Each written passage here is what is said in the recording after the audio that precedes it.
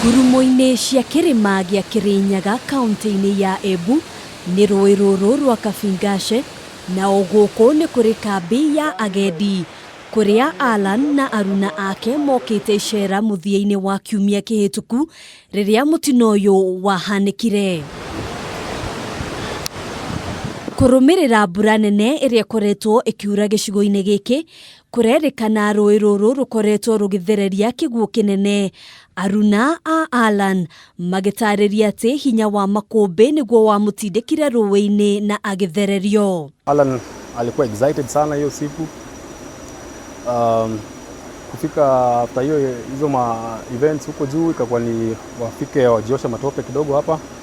Alafu kama amekalia mawe pale tukasikia amevutwa na maji. Hivyo ndio walichukuliwa na maji around saa 10 Sunday.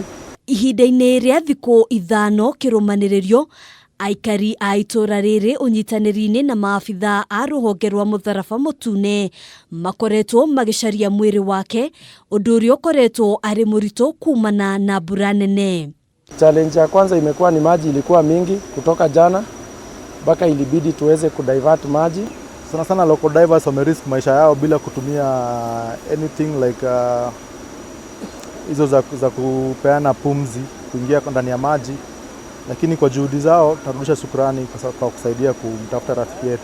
Kũringana na afitha mũnene wa borithi gĩcigo-inĩ gĩkĩ Geoffrey Kere, mwĩrĩ ũyũ ũracokire kuoneka ũhatĩte mahiga-inĩ rungu rwa kĩrurumo gĩkĩ, no ndũngĩrahotire kũrutwo kumana na ũingĩ wa maĩ. Asubuhi ilikuwa pia changamoto kama vile mnajua, mambo ya maji na mambo ya mwili kuingia maji, kuna vile inaonekana na kuna pia maji inasongesha hiyo mwili.